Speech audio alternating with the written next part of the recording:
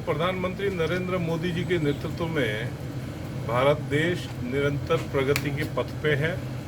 आपने देखा होगा पिछली कांग्रेस की 54 साल की सरकार और मोदी की 10 साल की सरकार, ये जो सरकार है इसके कार्य जो है वो पूरी 54 साल पे भारी पड़ रहे हैं। आज गरीब को प्रधानमंत्री आवास योजना के तहत घर देने की बात हो या हमारे देश के किसानों को 6,000 रुपये प्रधानमंत्री किसान सम्मान निधि के तौर पे देना हो। आपने देखा होगा जालोर सिरोही के अंदर जहां भी बिजली की समस्या थी उन घरों को बिजली के कनेक्शन से जोड़ा। पिछले 54 साल में कांग्रेस उन स्कूलों को नहीं जोड़ पाई जिन स्कूलों को जोड़ने के लिए भारतीय जनता पार्टी के एमपी के फंड का उपयोग करके पूरे लोकसभा क्षेत्र में सभी स्कूलों में कनेक्शन दिलवाए।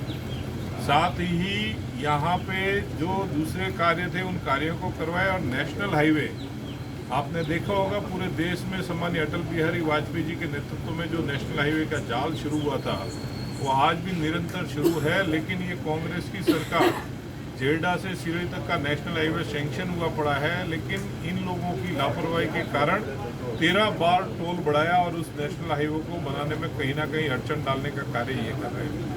अब इन्होंने C48 फाटक ये नहीं बना पाए, वो वहाँ से केंद्र के पैसे से हमने बनाया।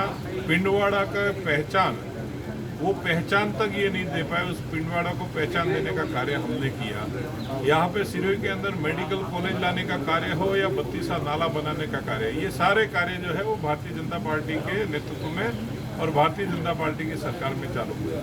15वें वित्त आयोग में हर सरपंच को हम कम से कम 15 से 20 लाख रुपए प्रति वर्ष हम जो दे रहे हैं और मैक्सिमम 50 लाख से 1 करोड़ तक का जा रहा है। वो 15वें वित्त आयोग में केंद्र सरकार डायरेक्ट सरपंच को पैसा दे रही है और वो सरपंच उससे काम कर रहा है।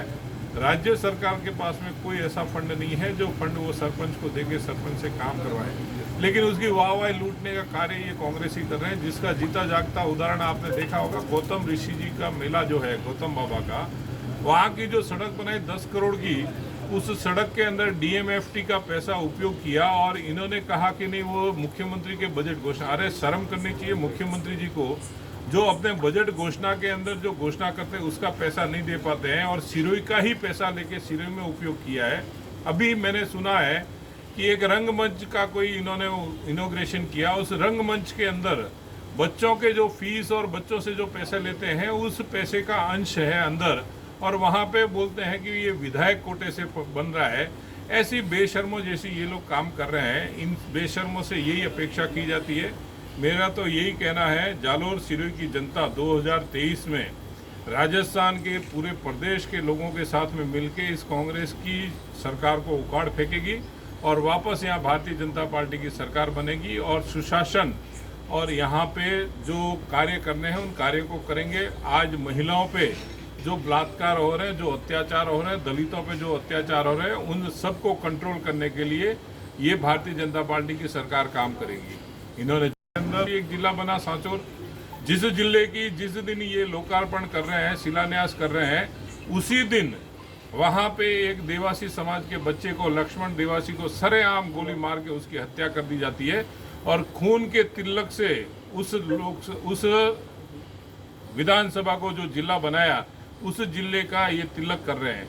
आज उसी के अंदर स्वतंत्रता दिवस पे एक बेटी जो स्कूल प्रोग्राम देख के स्कूल से निकल रही है, उस बेटी का अपहरण हो रहा है। लॉ एंड ऑर्डर इनके पास में है नहीं।